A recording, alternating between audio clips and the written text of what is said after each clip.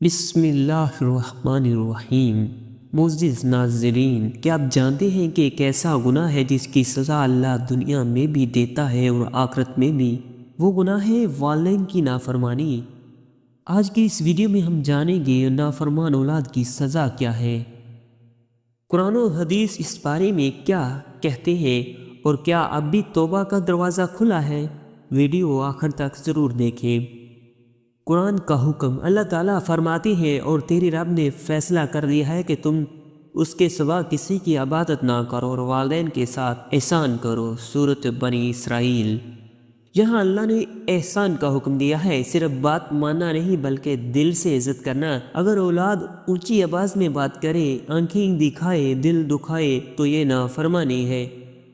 نبی کریم صلی اللہ علیہ وسلم نے فرمایا، سب سے بڑے گناہ اللہ کے ساتھ شرک کرنا اور والدین کی نافرمانی کرنا۔ سوچئے، شرک کے فوراً بعد والدین کی نافرمانی، یہ معمولی بات نہیں، یہ کبیرہ گناہ ہے۔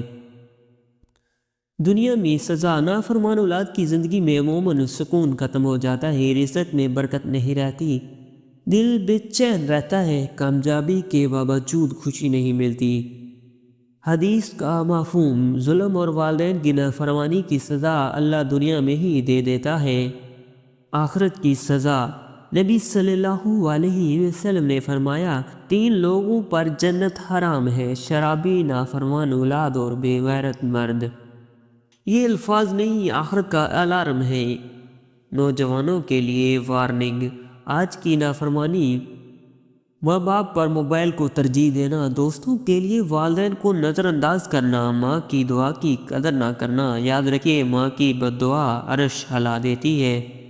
توبہ کا دروازہ، لیکن خوشخبری یہ ہے کہ اگر آپ سچی توبہ کر لیں، والدین سے معافی مانگ لیں، خدمت شروع کر دیں تو اللہ تمام گناہ معاف فرما دیتا ہے۔ یاد رکھیے، جس نے ماں باپ کو رلا دیا اس نے اپنی جنت خود مشکل بنا لی۔ اگر آپ چاہتے ہیں کہ سکون، برکت، کامیابی، تو آج ہی والدین کے قدم چوم لیجئے۔